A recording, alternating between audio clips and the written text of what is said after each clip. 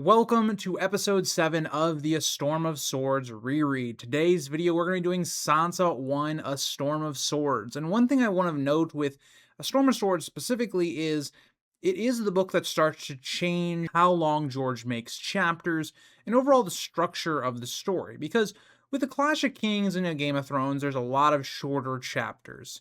With A Storm of Swords, there are some of those sprinkled in. Like you saw with the first 6 episodes, they definitely vary in length. Some can be longer, some are more comparable to the first book or the second book.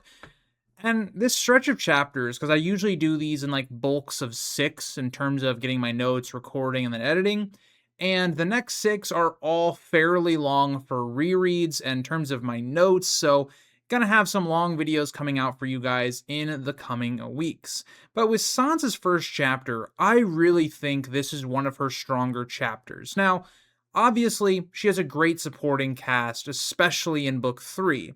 But the other thing that I really like about this chapter, and you'll really pick up on that as we go into the chapter, is you can really start to see that George is starting to try and figure out what is the lore of the world. He really starts to focus specifically on Targaryen history, or even the history of the Reach and how that relates to Aegon's conquest. There's some really awesome stuff here that really, to me, foreshadows what George would want to do with things like the Dunk and Egg novellas and also Fire and Blood. So I think it's really cool as we go through this chapter to kind of look at it and go, you can already see George's ideas of this world, the family history of House Targaryen. It's starting to expand in his mind. And I just think that's really cool when you go back to these books that, Storm of Swords came out, I believe, the year I was born. So we're talking 26 years ago.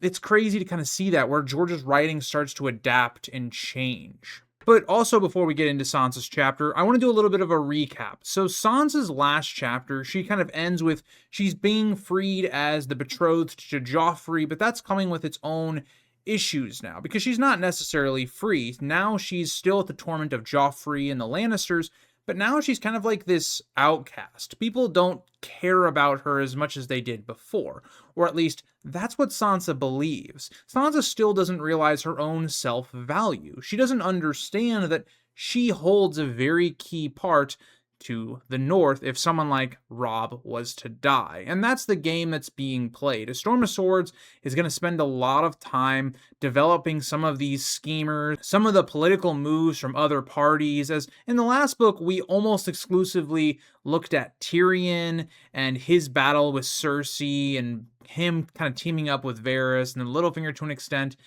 In book 3, we have a lot more players, as Tyrion's chapter showed us. So that'll get us into page 61. And I also will say, for the people that hate when I wear these sports shirts and all that stuff, don't care. This is the Rereach channel. I'm going to do what I want, and it's also really hot outside. So you're going to have to excuse me for this episode. But let's get into page 61. Sansa receives an invitation to supper from Margaery Tyrell, but it makes her uneasy and suspicious. She struggles to understand why the future queen would want to spend time with the daughter of a traitor. She wonders if Margaery is curious about the girl she replaced as Joffrey's bride, or if she holds any resentment toward her. Now, this already shows a lot of growth from Sansa, because if this had been back in book 1, or maybe even early book 2, Sansa might not have questioned this so openly, but she's starting to understand the game that's being played. Everybody wants something from you. It isn't just, oh, let's have a nice dinner. This is King's Landing. And I think that's really important to just show how Sansa has grown. Now, not to show that she understands why this message is and why she's being invited to this, but openly she's trying to put that together. And that shows a lot of growth from Sansa. And obviously, as a young girl, this is what you would be thinking. Why is the future queen that has basically displaced me, and I'm like the traitor's daughter, I don't have a good reputation at King's Landing, why does she care about me? And that's going to be the entire crux of the chapter. She recalls watching Margaery's grand arrival in King's Landing alongside Joffrey. Margaery is described as beautiful, 16 years old and dressed magnificently and green with a cloak of autumn flowers. The people of King's Landing adore her, cheering her name, holding up children for blessings, and throwing flowers in her path. Margaery's mother and grandmother follow behind in an ornate wheelhouse decorated with gilded roses. Now, something that you see right away is, why are the Tyrells getting all of this praise? And we focused on this a lot in Tyrion's chapter. It's something he's very bitter towards. The people love the Tyrells, but they hate him for some reason when he is the one that, in a lot of ways, saved the city. But his deeds have largely not gone to be appreciated. But with Sansa here, it's interesting because she is in the same boat as Tyrion, but kind of for a different reason. Like, Sansa has not done anything that would make the people want to hate her or anything like that, but it's just how war goes. The Tyrells are bringing food, and you don't think of them as villains, even though they were, right? They were the people that were stopping food from coming into the city. All the issues that they might have had in the last book is kind of down to the Tyrells. Now, there is other stuff there. It's more nuanced than that, but the Tyrells definitely played a hand. It does go to show you that appearances matter. Like, the way the Tyrells present themselves really goes a long way for why people love them. It's all the things that Sansa is starting to realize. It's understanding the balance between, yes, looking beautiful and pretty is very important. It's for your appearances. That isn't to show that you are a good person or anything like that, but it's to use that as kind of like manipulation in a way. Sansa contrasts the crowd's love for Margaery with her own experience during the riot when the same small folk nearly killed her before Sandor Clegane intervened. She reflects that she did nothing to earn their hatred, just as Margaery has done nothing to earn their devotion. And I would go even further in Sansa's case, is that in a lot of ways, Margaery has done more that they should hate her based on their family's actions. They were just in bed with the traitor Renly and blocking off their food supply, but people don't remember that. People don't really care who the king or queen is, really. They care about their state of being or living. They've been saved from Stannis sacking the city, and now food's coming in, people are being fed. It's just going to change your whole opinion of this family, because in a lot of ways they've saved you from Tyrion being the hand of the king, this monster. It's to show that the way the crowds view people, or I guess the higher lords, the nobility, has more to do with how are they living than who those people actually are, and their responsibility for their suffering in the past books. Sansa, seeing that the invitation appears to be written in Margaery's own hand, Sansa wonders whether she genuinely seeks friendship or approval. She also suspects that Joffrey may somehow be behind the invitation, making her even more wary of accepting. And I think Margaery writing this in her own hand, we don't necessarily know if that's true, but let's just say it is. It's really to be a personal thing, to show, oh, I didn't just have some servant do this for me. I personally invited you here. It's good manipulation by Margaery. But also you see how Sansa's trauma is also affecting her. She believes everything could be a trap. She believes Joffrey could be punishing her for something or just trying to play with her emotions. You see what King's Landing has turned Sansa into, where she's very paranoid, and for obvious reasons because of the experiences she's dealt with, which will get us into page 62. She remembers Joffrey previously ordering her stripped in court and worries he may have something similar planned. But she remembers that Tyrion protected her last time, but Sansa believes he can no longer help her. Again, just showing Tyrion has lost a lot of his power, his condition. Sansa might not even know the fullest extent of what it is, but he's not in that state to help her anymore. Sansa, in a lot of ways, feels maybe more alone than she ever has. Her only hope for escape is Sir Dantos Hollard, whom she thinks of as her Florian from the songs. Dantos has promised to help her flee King's Landing on the night of Joffrey's wedding, and tells her all she must do until then is endure and wait. And this is very interesting because it tells you right away now, and we have this established in the last book as well, is that something about Joffrey's wedding is going to allow for her to escape. And when you're thinking about this, and I especially think when you're seeing this on the television for the first time or you're rereading it, it does make you question, like, how is she going to get away? You know, Sansa is a very valuable hostage by the Lannisters, and I would even go towards the Tyrells as well. So how is it going to go down in this situation where she's allowed to just leave?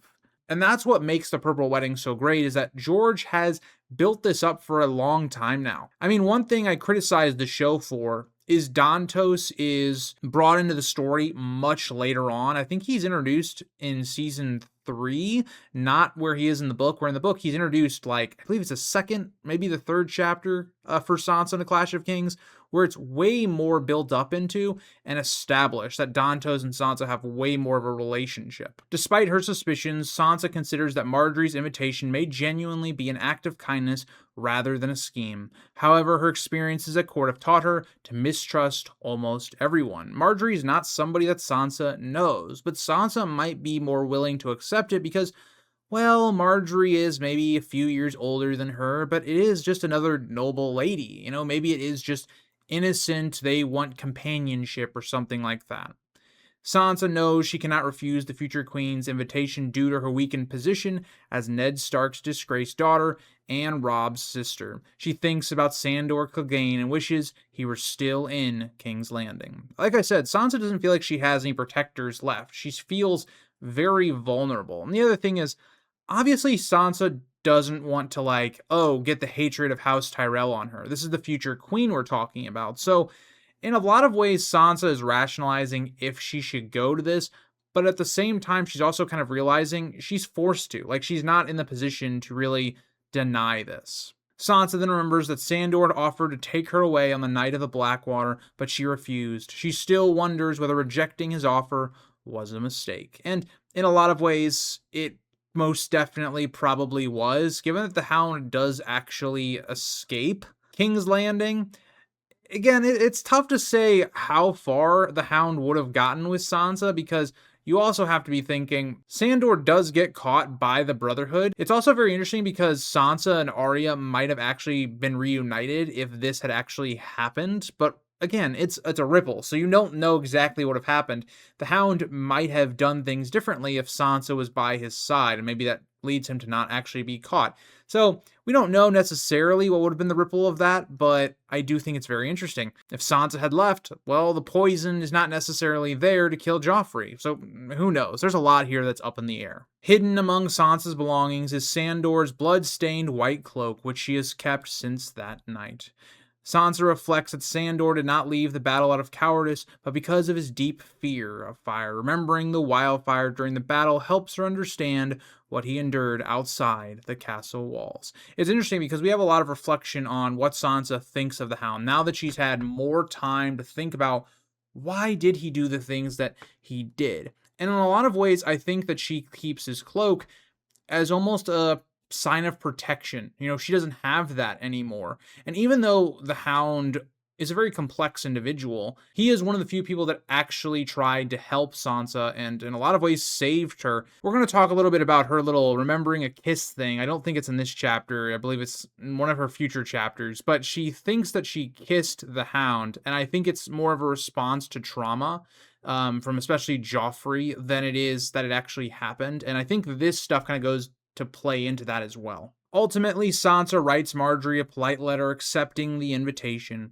On the night of the supper, Sir Willas Tyrell arrives to escort her. Sansa is struck by how different Loras is from Sandor and is flustered by his appearance. She tells Loras he looks lovely and he politely returns a compliment. It's again interesting that we have this difference. This is kind of the old Sansa, where Sansa looked at people and went, their beauty makes them a good person. And we know that's not the case. And even Loras here, he is disguising manipulation, right? That's what the Tyrells do. They're disguising manipulation, that they're trying to do something nice for you. Whereas the Lannisters kind of did the same thing with Sansa. Think about what they did versus what the Tyrells are also going to do. They played very nice with Sansa. Joffrey played the gallant prince. Cersei played like the mother kind of figure for Sansa, or somebody that Sansa could look up to. And then once they had Sansa under their control, the Starks were taken out of power, then all of that was gone. Joffrey starts beating her and Cersei starts treating her really horribly. That's kind of the same manipulation being done here, where it's like the Tyrells are trying to be really nice and cozy with her to then use her to maybe have a claim on the North. It's the same idea. Now, would the Tyrells start treating her badly afterwards? I don't think so, but it's still the same veiled manipulation for a specific reason. Loras explains that both Margaery and their grandmother are eager to meet her, and he takes Sansa's arm and escorts her to the supper. As we get into page 63, Sansa learns that Margaery's grandmother, Lady Olenna Tyrell, will also be attending the supper. Walking beside Sir Loras leaves Sansa flustered, and she becomes very aware of his hand resting on her arm. She mentions Olenna's nickname, the Queen of Thorns, and Loras confirms it while warning her not to use it in Olenna's presence. And yeah, Sansa, I don't think that was a good move. Like, go ahead, call this guy's grandmother the Queen of Thorns. I mean, it's a cool ass nickname. Like, let's be fair. If I was a woman, okay, and they started calling me the Queen of Thorns, I'd be like, you know what? I'm pretty cool with it. If you want to use that openly, go ahead. If you chat, if you want to start calling me the King of Thorns, fair enough. That's pretty cool. But you can obviously get from this chapter, and especially this page, is that Sansa's just very nervous. This is a very attractive guy in her eyes, and she just doesn't know what to say. It's the classic, like, oh, women don't know how to talk to men that they like, but with men they don't like at all, very easy to talk to them. It's kind of the same idea with guys as well. I don't know why I said women, but it's that idea, and especially with Sansa being a young girl. She worries that she is as foolish as Cersei often claims she is. And that's another thing, as Sansa also is dealing with massive self-confidence issues because of Cersei in a lot of ways, in the way that she's been treated. Sansa tries to think of something witty or charming to say to Loras, but finds herself completely tongue-tied. She admires Loras' appearance, noting how handsome, graceful, and elegant he is. Sansa thinks he looks even better in the white armor and cloak of the Kingsguard than he did wearing Tyrell colors. The only color on him is a golden rose brooch with green jade leaves symbolizing House Tyrell. Again, it's the material sense. It's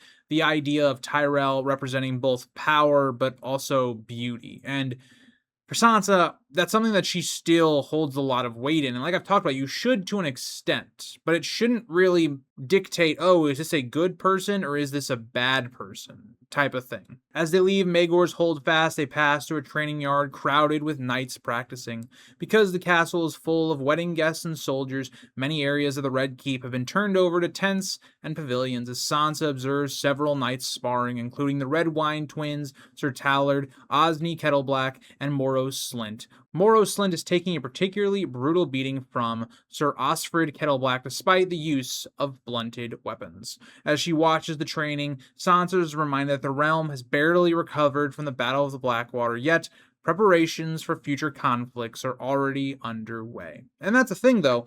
The country is still at war. Just because Stannis has, for the most part, been dealt with, but not fully. You still have to take Dragonstone. There will be combat involved there. You do have the issue of the Ironborn have invaded the north. Who knows how that's going to play out? You might have to deal with them at some point. You have Robb Stark, who's still causing a ton of chaos. There is a lot of rebellion still going on in the kingdoms. So if you were one of these men that's a knight, or you're going to have to be sent out into battle, yeah, you still got to be prepared. And it's Sansa, I feel like, reminding us of that threat. Sansa then notices a knight holding off 3 opponents at once and asks if he is Loras' brother. Loras confirms that the knight is his older brother, Sir Garland Tyrell. He explains that Garland frequently trains against 3 or even 4 opponents simultaneously. Garland believes real battles rarely involve fair, one-on-one combat, so he practices fighting outnumbered to prepare himself for war. I think Garland is one of the coolest characters that the show omitted, and we don't get to see Garland much, unfortunately. We see him a little bit here and there through the Storm of Swords plotline of King's Landing, but outside of that, he's largely not present in the story, unfortunately. But he seems like almost a perfect blend of the Tyrells, where he's a great fighter, but he also seems very honorable and gallant. He's like kind of the idealized version of a knight that Sansa actually believes in. And so I wish we got more of his character. Unfortunately, in the show, they kind of combined his character into Loras. Like, we're told Loras is a very good swords fighter, and that's not to say Loras is a bad sword fighter in the book, but he's not what he is in the show. Getting into page 64, Sansa praises Sir Garland Tyrell after seeing him fight multiple opponents at once and assumes he must be very brave. Loras agrees that Garland is a great knight and admits that his brother is actually the better swordsman, though Loras considers himself the superior jouster. And that's the thing that Loras has going for him that we've talked about throughout the first 3 books, especially book 1, is Loras is a great jouster. Not so much a great fighter, or, if you're going to say the top 10 fighters in A Song of Ice and Fire, Loras probably isn't on that list. Like, Garland would be higher than him. But this all sparks up a memory for Sansa going back to Book 1. She recalls watching Loras at the hand's tourney and compliments his riding ability. She remembers his white horse, flower-covered armor, and the red rose he gave her after his victory. Sansa points out that Loras gave white roses to the other girls, but chose a red rose for her and told her that no victory was half as beautiful as she was. Loras politely compliments her beauty again, but Sansa suddenly realizes he does not remember the moment nearly as vividly as she does. And there's two sides of this. On one hand, I totally think this is fair from Loras. One, it does not appear that he likes women. Now, that's up for contention in the books. Like, some people have argued maybe he's bisexual, that he's gay, straight. We don't really know, but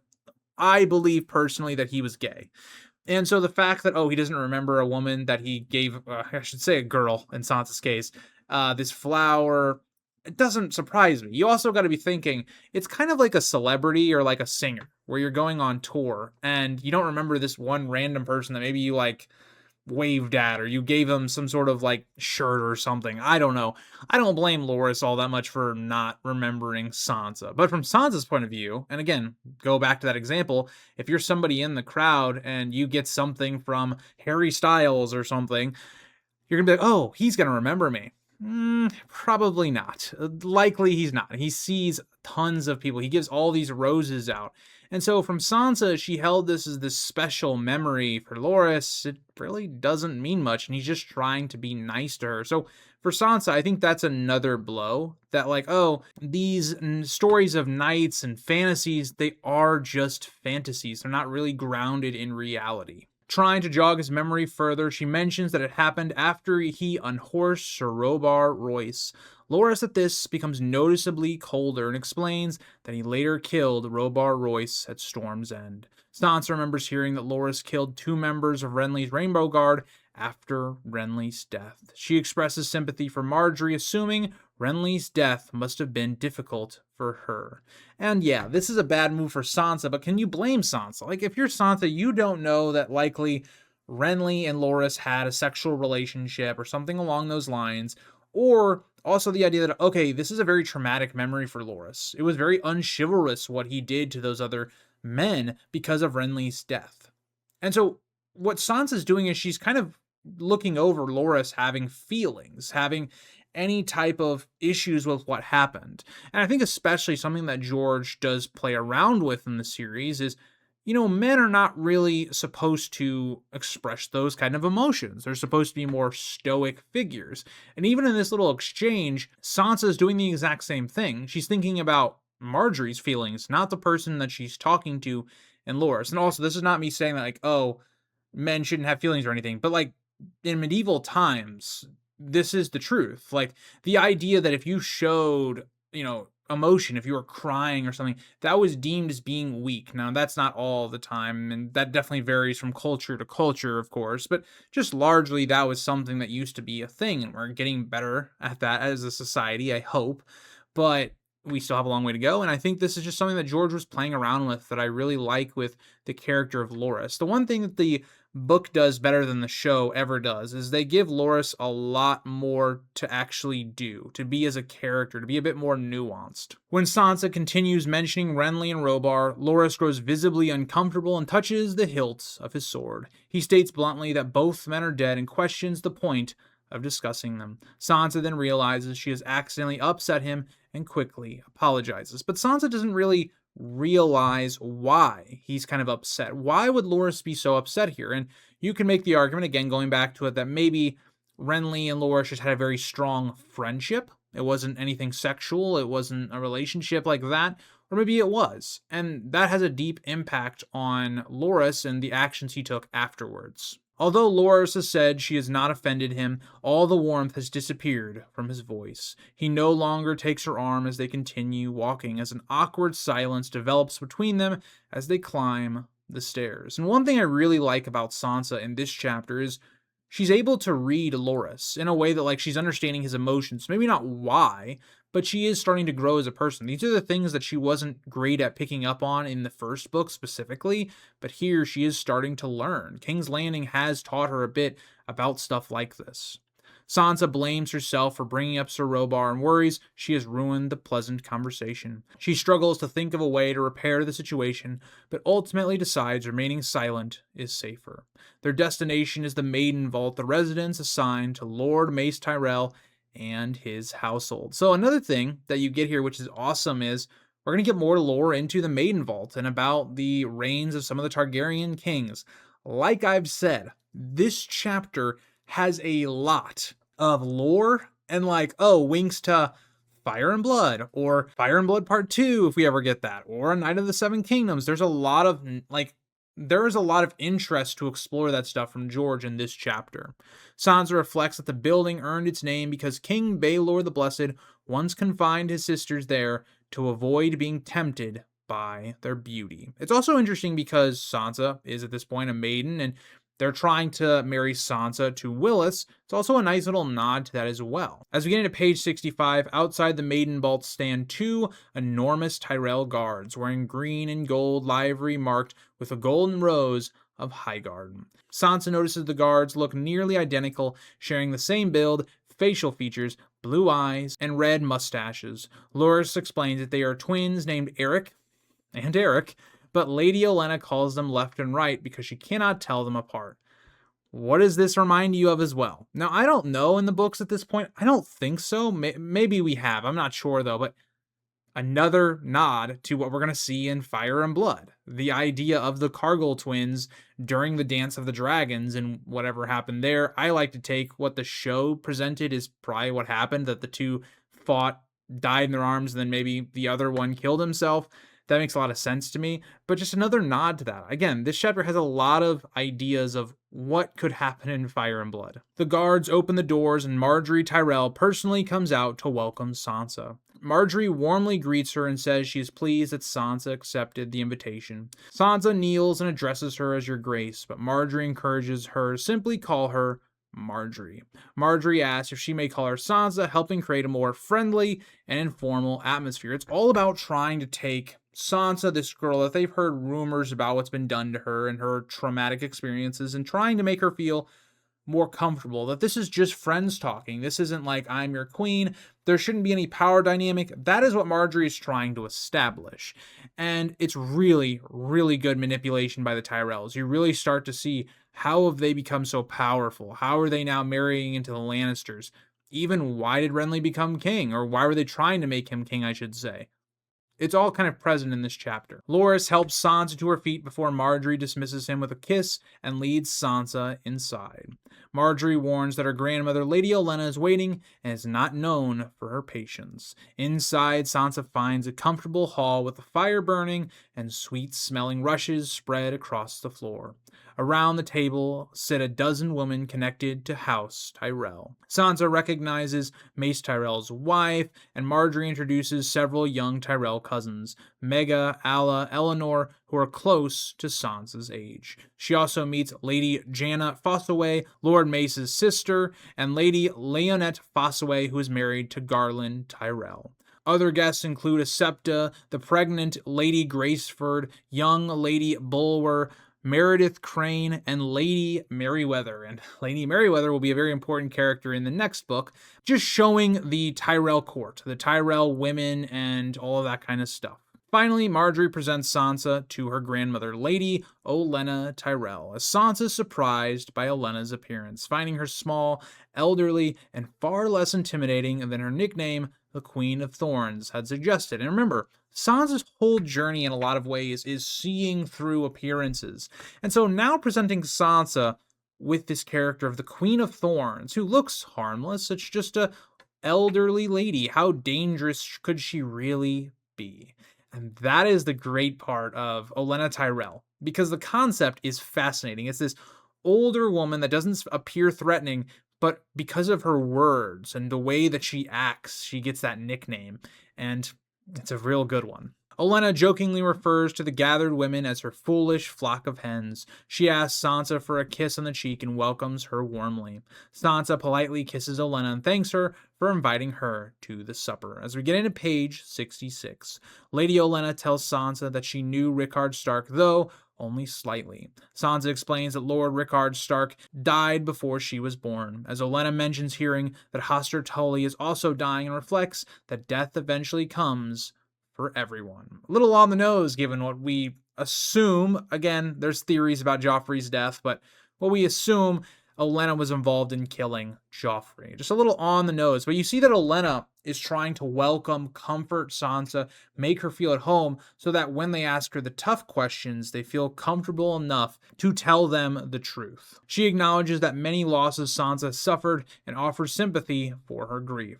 Sansa politely expresses sorrow over the death of Renly Baratheon, describing him as gallant. And one thing I'll say by Sansa, which is very, very impressive, is she kind of deflects it, because Sansa knows she can't really, show that, right? She can't show that, oh yeah, I'm really sad about Ned's death, because he was a traitor. She has learned that she shouldn't express that. So instead of just, trying to confront that, she goes, I'm also sorry for you, for Renly's death, but it also is a nice, interesting moment because it also backs the Tyrells into the same thing, right? Where they were almost trying to get a reaction from Sansa about her father, who was a traitor, and she has now thrown that back almost at them. Now, I don't think Sansa's doing this on purpose, but it's the way George writes it that, okay, let's see how a professional answers that question. They were in bed with a traitor. What is Olenna's response? Margaery thanks her for the kind words, but Lady Olenna dismisses Renly more critically, saying he was charming, handsome, well-dressed, and clean, but that those qualities did not make him fit to be king. Olenna jokes that the Baratheons inherited strange ideas from their Targaryen blood. She reveals there was once an attempt to marry her to a Targaryen, but she quickly ended the arrangement. There's a lot of foreshadowing in what was just said there. One, Olenna's very smart. She goes, oh, I didn't want to be with Renly Baratheon. That was just some crazy stuff that was going on, completely dismissing him. When in reality, she was probably all for Renly becoming king because it gave the Tyrells all the power in the world. And when Renly had announced himself to be king, he was easily going to win the war if some magic didn't happen. So again, it's the backtracking there that Sansa has to learn, like how to outwit people when they're asking you very tough questions or sensitive topics. But also it brings up the idea that Olenna is not above the idea of trying to stop a marriage. And when you think what happens with Margaery and Joffrey later, it's really good foreshadowing from George. Margaery defends Renly, describing him as brave and gentle. She notes that both Loras and Lord Mace liked him as well. Olenna responds that Loras is young and skilled in tournaments, but not necessarily wise. She then mocks her son, Mace Tyrell, whom she calls an oaf throughout the entire chapter, saying she wishes she had been able to knock some sense into him with a wooden spoon. Lady Illyri, which is Mace Tyrell's wife, attempts to scold Olenna for speaking that way, but Olenna immediately cuts her off, joking that she only claims responsibility for giving birth to Mace, not her. Margaery gently warns her grandmother to be careful what Sansa might think of her family, as Olenna replies that Sansa might think at least one Tyrell possesses some common sense. Now this has got to feel very strange to Sansa, because she's not used to people talking so openly about stuff like this. She's used to a lot of people lying and dancing around stuff, but Olenna's being very upfront, confrontational. It's a really weird imbalance to what she's experienced with Margaery and Loras. So it's interesting the way that that happens, because Olenna is asserting her power to then get Sansa to talk. It's kind of the way it is. Now, Sansa's not picking up on that, but it is Olenna kind of flexing that, just to show she has the real control over House Tyrell. Turning back to politics, Olenna reveals that she opposed Renly's claim to the throne from the beginning. She argues that Renly had no legitimate claim while both Joffrey and Tommen existed, and Stannis was still alive. Olenna says she warned her family that supporting Renly bordered on treason, but according to Olenna, Mace ignored these concerns because he wanted Margaery to become queen. And let's be fair here. I think Olenna was totally fine with them getting in bed with Renly, but now she does have to backtrack, right? They're trying to prove their loyalty to the Lannisters, and so she can't say that, oh yeah, we were trying to get on the throne and gain more power. It just didn't work out. With Renly anyway, I should say. She reflects on the history of noble houses, noting that many great families were once kings, while the Tyrells were only stewards before Aegon's conquest. Olenna admits that even House Tyrell's claim to Highgarden is somewhat questionable, something House Florent frequently complains about. She argues that legal claims rarely matter in practice, except to ambitious men like Mace. Now, this is what I think is very interesting, because what Olenna is basically stating here is that it doesn't really matter your claim to the Iron Throne or to Highgarden.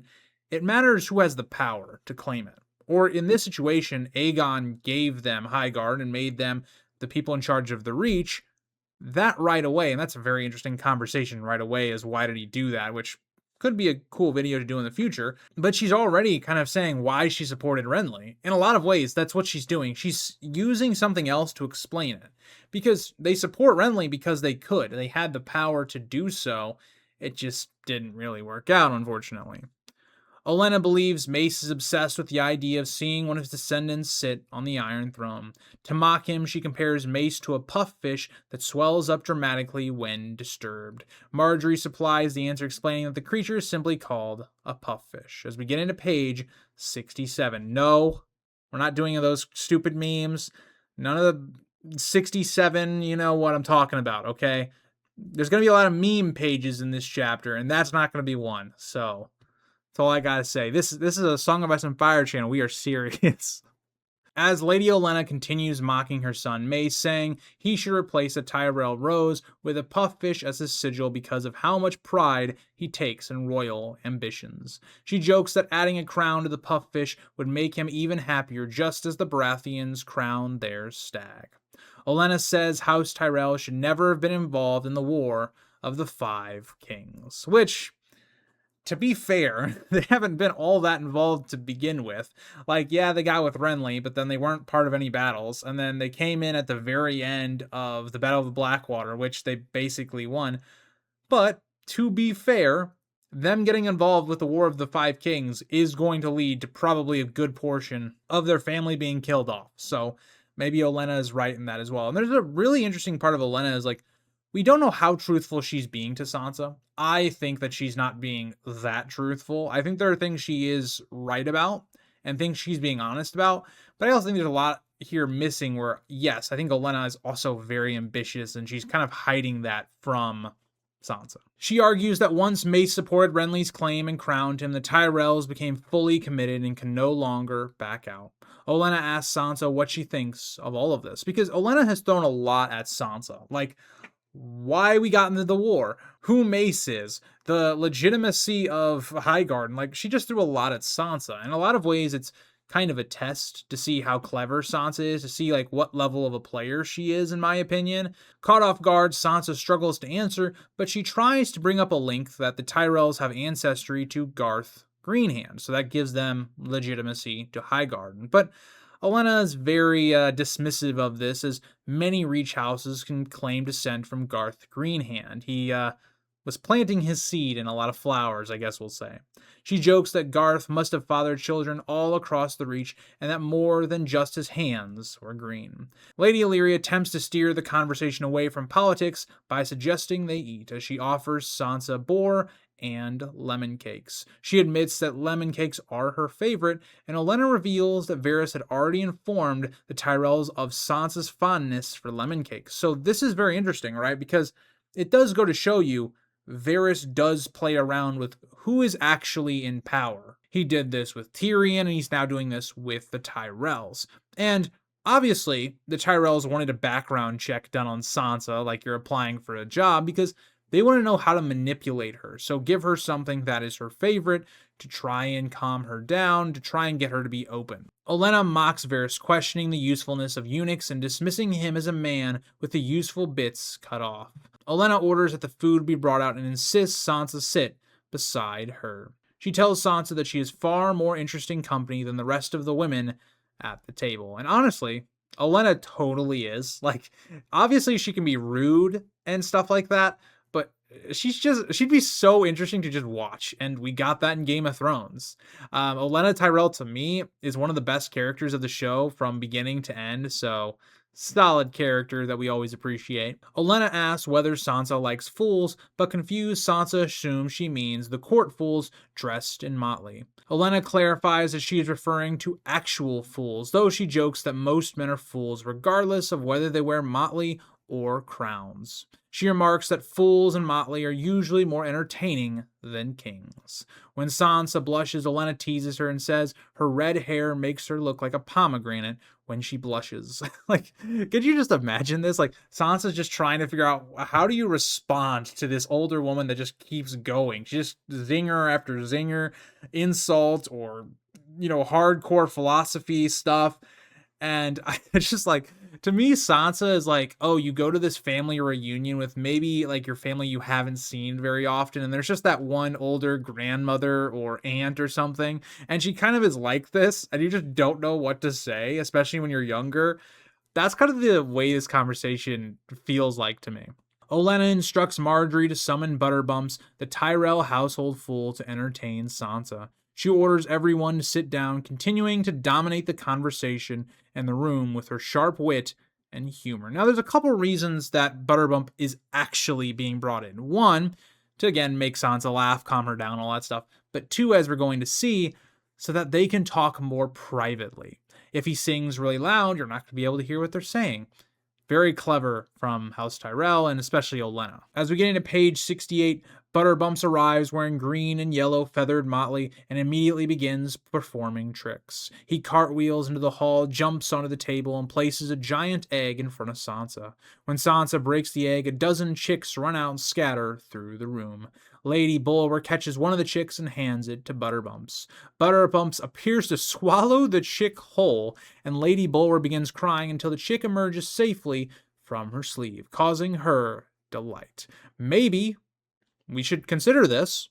Butterbumps is actually doing magic. Next theory is Butterbumps is a magician from a shy. Maybe. Servants begin serving a broth of leeks and mushrooms while Butterbumps continues entertaining the guests. Lady Olenna then asks Sansa if she knows her son, Lord Mace Tyrell. Sansa politely calls him a great lord, and Olenna calls him a great oaf and says his father, Lord Luther Tyrell, was an oaf as well. Dang, imagine getting called an oaf. Like, that's gotta be one of the worst insults. Like, imagine you're just walking down the street and somebody's just like, what an oaf. Oh boy, I love Olenna, as you guys can tell. She says Luther died after riding off a cliff while hawking because he was looking at the sky instead of where he was going. Olenna compares Mace's political ambitions to his father's recklessness. You know what? That's a fair comparison. You got your head in the sky, you got all these dreams, and then you just realize one day that bam, you get killed by young Griff. Speculation for the Winds of Winter, which we may or may not get. I'm leaning towards we may not, but little foreshadowing maybe. She says Mace has attached himself to the Lannisters despite her warnings. Olenna jokes that she should have beaten Mace more as a child so he would listen to her. She complains that Mace pays more attention to Butterbumps than to her advice. Olenna says rulers would be better off listening to their mothers instead of relying on swords. And to that, I can agree. There might be a lot less death in these situations. Like Catelyn, for instance, telling Robb, hey, let's not go to war. Now I know there's criticisms of the war also started kind of because of Catelyn, so kind of hypocritical thing to say, but she's also very wise at times as well. We have the same idea of Catelyn wanting Renly and Stannis to put away their swords, so maybe Olenna, she's cooking up with this advice. Sansa is left speechless by the conversation and eats her soup while the other women laugh at Butterbump's tricks. And this is where the entire conversation changes, because all of this has been to try and get Sansa to be calm and showing Olenna's power, but now we've finally gotten to it. Because Olenna abruptly changes the subject and asks Sansa to tell her the truth about Joffrey. Because Sansa can't say anything like this. She knows that. This is the heart of the manipulation of the Lannisters to not let all these secrets go. And at this, Olenna continues saying Joffrey appears kingly enough, but they had heard troubling stories about him. Now we know that this was all planned by Littlefinger. Littlefinger's men or people he paid off were spreading these rumors about Joffrey so that they would reach back to Olenna. Olenna asks Sansa if those stories are true, and she specifically asks whether Joffrey has mistreated her. Sansa tightens her grip on her spoon and struggles to answer. Around them, the other women continue laughing as Butter Bumps performs for the room. And for Sansa, this is a very difficult question to answer. Like, how does she even respond to that? And her reaction to that question, in a lot of ways, is everything Olenna and Margaery need to know. The fact that Sansa's reaction is not normal, like she doesn't instantly go, yes, he's a good guy and he's going to make a good king. She doesn't instantly say that, tells them that there's something there, and that's why they continue pushing her. As we get into another meme number, page 69. Nice. Servants move in and out of the hall while the meal continues, and the room is filled with the sound of conversation and dining. One of the escaped chicks jumps onto the table and runs through Lady Graceford's bowl of broth. Although no one seems to be paying attention to Sansa and Olenna's conversation, Sansa remains frightened. And that's the other thing. Not only is it that Sansa doesn't want to say this stuff, she's very afraid that people are listening, and that is key. Sansa has learned. She knows she can't openly speak about this stuff, even when it seems to be private. She might even like Olenna and Margaery, but she knows people could be listening in. It's showing her intelligence, like she's growing smarter, but she's still not there yet. Lady Olenna grows impatient when Sansa avoids answering her questions about Joffrey. She accuses Sansa of focusing on Butterbumps instead of responding. Sansa cautiously replies that Joffrey is fair, handsome, and brave. And these are all surface level things. Sansa's avoiding the question. She's deflecting. She's just saying, oh, these surface level things, that's what he is. Now, we also know he's not brave, but she's saying very surface level stuff. Olenna dismisses the answer as meaningless flattery and presses for information about Joffrey's character.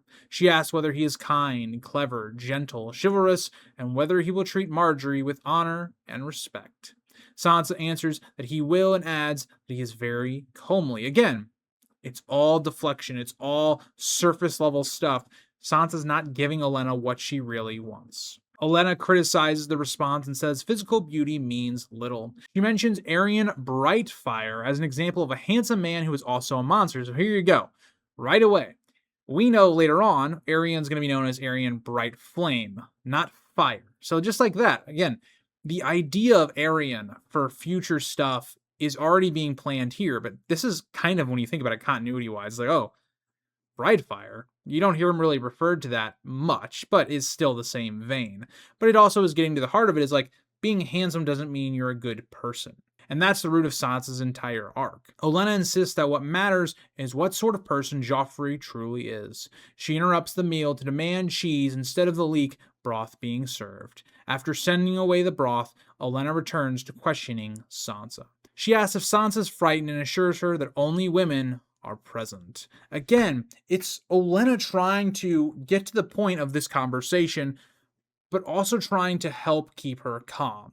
And also trying to show that, oh, women are just innocent and everything, and we know that's not the truth with Olenna specifically, but it's trying to get her to open up. Olenna encourages Sansa to tell the truth and promises that no harm will come to her. Sansa recalls that her father always told the truth as well. Ironic, because he actually didn't for a couple things, but notably, one of his last actions was lying for Sansa's protection.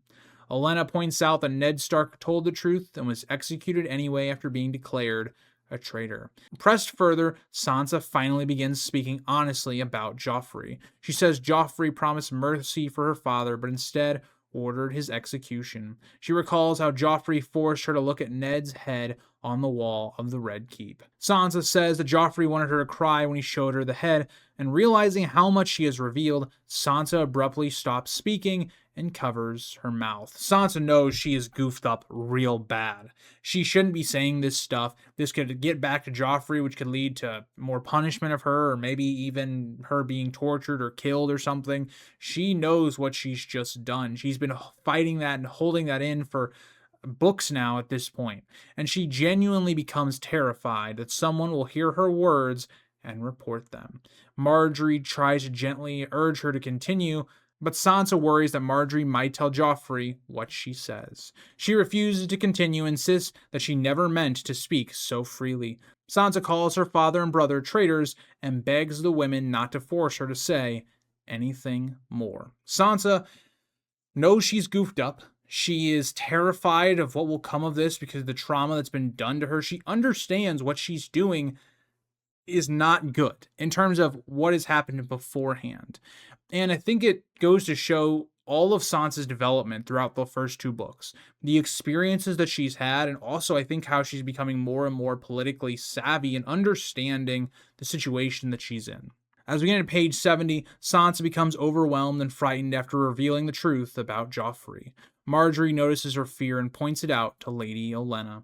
Olenna tells Sansa to calm herself, and to provide cover for their conversation, Olenna calls for Butterbumps to perform a song. She specifically requests the Bear and the Maiden Fair and tells him to sing loudly. Now this is awesome, right? Olenna understanding the situation that, oh, there might be people listening. Sansa is very uncomfortable by this.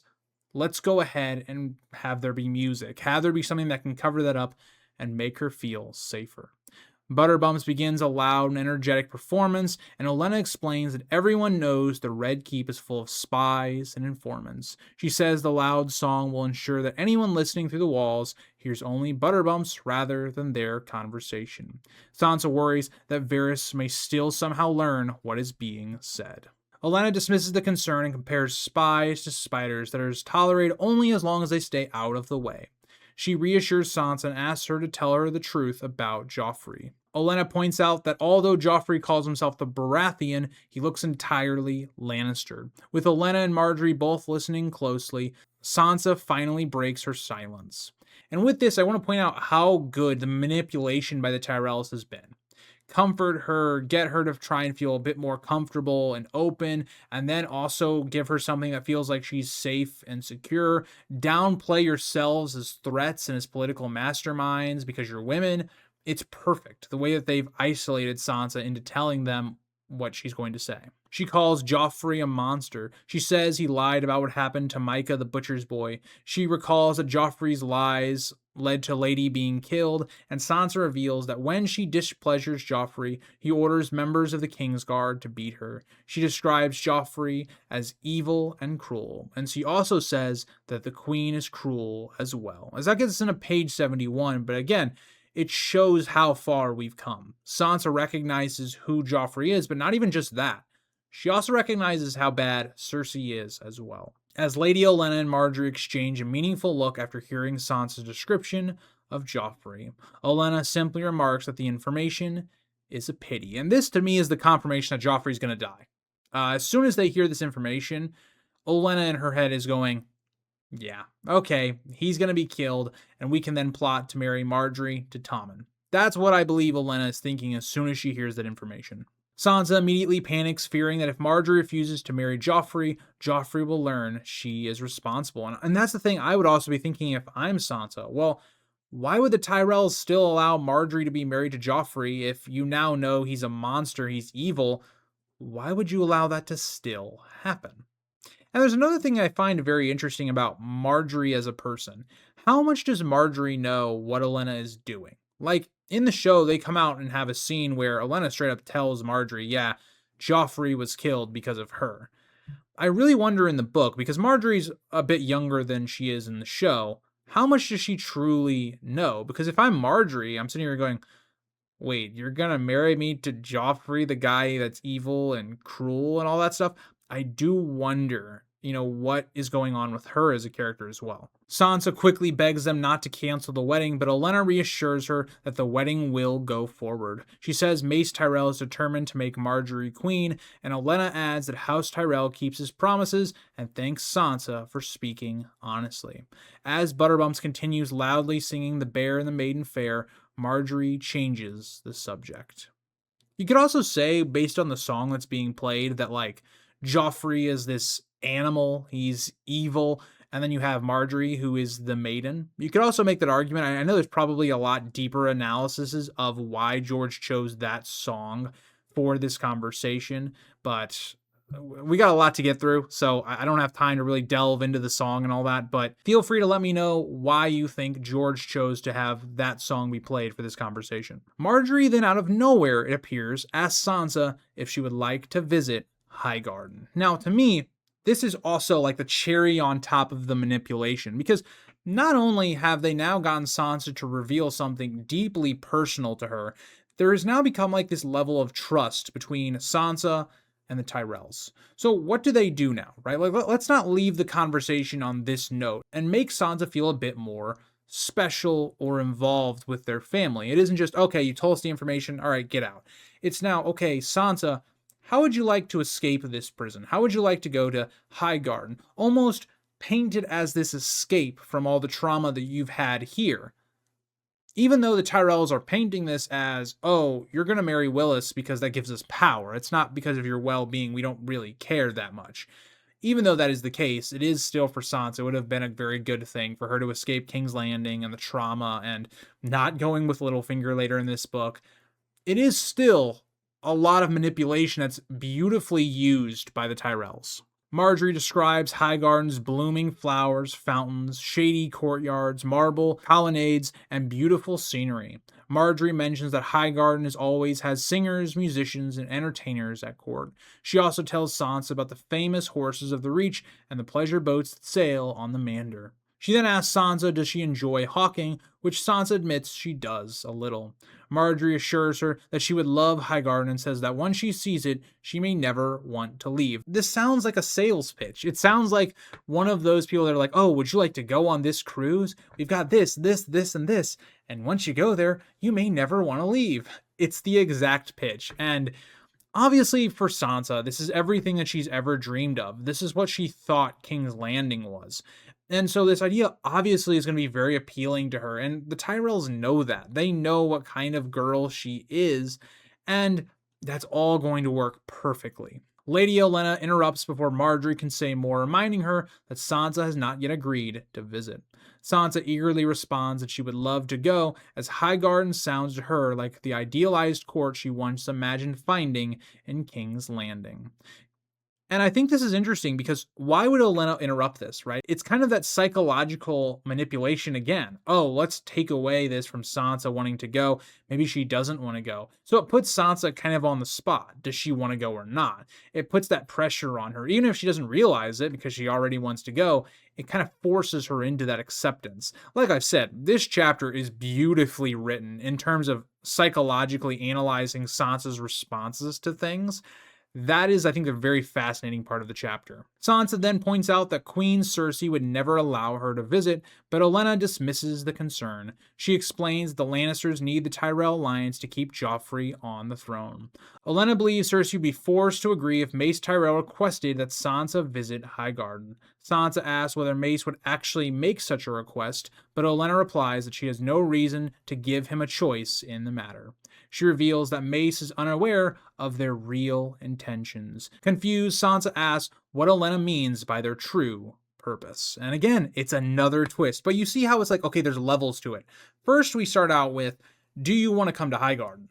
Then we follow it up with, okay, you're also going to be betrothed to Willas Tyrell. Well, she doesn't know that yet, but that's the purpose of it. You see like the levels of the manipulation? Don't throw everything at her all at once, but just slowly get her to agree into everything. As we get into page 72, Lady Olenna finally reveals the purpose behind the invitation and questions. She tells Sansa that they wish to see her safely married to her grandson. Hearing this, Sansa immediately assumes they mean Loras Tyrell. Her thoughts fill with romantic fantasies about Loras, recalling his appearance, his smile, his laugh, and the kindness he showed her. Margaery asks whether Sansa would like to become part of their family. She says she always wanted a sister and asks Sansa if she wants to consent to marry her brother. Overjoyed, Sansa eagerly agrees as she blurts out that she would like nothing more than to marry Sir Loras and love him. So obviously this comes out very stupid by Sansa, but she's a young girl. She's thinking of the Tyrells she's seen, and she knows Garland's already married, but Loras isn't. And that's the one she wants. And so she's not thinking like, oh, okay, he's in the Kingsguard, obviously. She also hasn't picked up on the vibes that he's probably also not wanting women. He was probably wanting Renly, so he's probably gay or bisexual, something along those lines. Kind of a Laenor situation. And so Sansa kind of misreads this situation quite a lot. But think about the way that they're framing this. They're framing this not as, oh, the Tyrells want something from Sansa. They're framing it as, oh, Sansa, we're going to keep you safe. We want you to escape all this bad stuff. And that's why you're going to be betrothed to Willas. You see that manipulation there? It's really perfect. But right away, Olenna destroys this fantasy. She bluntly tells her that Loras is a member of the Kingsguard and therefore cannot marry. Olenna explains that they are actually speaking about her eldest grandson, Willas Tyrell. She describes Willas as kind, sensible, and heir to Highgarden. Sansa is stunned by the revelation and struggles to gather her thoughts. Trying to remain polite, she admits that she has never met Willas. She asks whether he is a great knight as his brothers. Margaery answers that Willas has never been a knight. And they're kind of trying to unravel it, right? They don't want to, instantly blurt out, oh, he's a cripple, because that doesn't sound as good, right? There's a lot of a stigma on being a cripple, of course. They want to try and layer it as, okay, you want to go to Highgarden, right? Okay, you do. You want to marry a Tyrell and join our family, right? Sure. Okay, so you want to marry Willas Tyrell. Well, I've never met him. Well, okay, he's a cripple. You see how there's like that layering? They're slowly getting her to sign the contract. It's really awesome. That's why I like this chapter a lot. Margaery tells Sansa that Willas was injured as a squire during his first tourney. His horse fell and crushed his leg, leaving him permanently disabled. There's also a little bit of foreshadowing to the first novella, if you're just thinking about that story here as well. Olenna blames Oberyn Martell and the maester who treated Willas for the outcome. Margaery insists that despite his injury, Willas is a good and gentle man. So you start to see, okay, why do the Tyrells and Martells hate each other? Now, it's much deeper than just that. But if we're talking about recency bias, it is that. Now we know Oberyn and Willas don't actually seem to have a bad relationship. It's more just the Tyrell family overall. And so it's very interesting the way that we also get introduced into Oberyn with this as well. And he's going to become a character as the story goes on. But it's really nice the way that it also foreshadows that character and some of the hostilities between the two sides. She recalls that he used to read to her when she was young and draw pictures of the stars for her. Margaery assures Sansa that she will come to love Willas just as the rest of her family does. As we get into page 73, Sansa hesitantly asks whether she might meet Willas Tyrell. Margaery tells her that she will meet him soon. She explains that after Joffrey and Margaery are married, Sansa can travel to Highgarden. And this is a very interesting plot because they're also trying to show that, like, Willas might not be everything you dreamed of, but he's the opposite of Joffrey. That he won't treat you by beating you and abusing you, that he'll be kind to you. And so they're trying to sell that, right? What was the whole chapter about, basically, of showing Joffrey being cruel and whatnot to the Tyrells? Now let's show the opposite of Willas, being somebody that will treat you kindly. Margaery says that Lady Olenna will personally take Sansa there, and Olenna confirms that she intends to do exactly that. She pats Sansa's hand and smiles warmly at her as Butterbumps finishes his performance of The Bear and the Maiden Fair with a loud final verse. You could also make the idea, I said I wasn't going to talk about the song too much, but you could also make the idea that, like, Sansa being the maid, she's also in bed with, the bear of the Tyrells manipulating her and now going to Willas and the way cripples are viewed. Like, there's a lot of ways you can read into that song, which is why I think it was a very good placement from George. Butterbumps leaps into the air and lands heavily, shaking the table and rattling the wine cups. The women at the table laugh and applaud his performance. Lady Olenna remarks that she thought the song would never end. She then notices the cheese she requested earlier has finally arrived. So we don't actually see Sansa agree to this, but we know she's going to. And I really like this chapter because it is everything that the King's Landing plot is. It's these conversations, it's the plot maneuvering around characters, it's Sansa's growth, which is fantastic in this chapter. It's just an amazing chapter. I think it's one of the better ones of the open to this book, and I really appreciate it, even if it was super long. I'm losing my voice trying to record this, but yeah. So thank you guys all for coming into episode 7 of the A Storm of Swords reread, and I'll see you guys all back for episode 8. Bye, guys.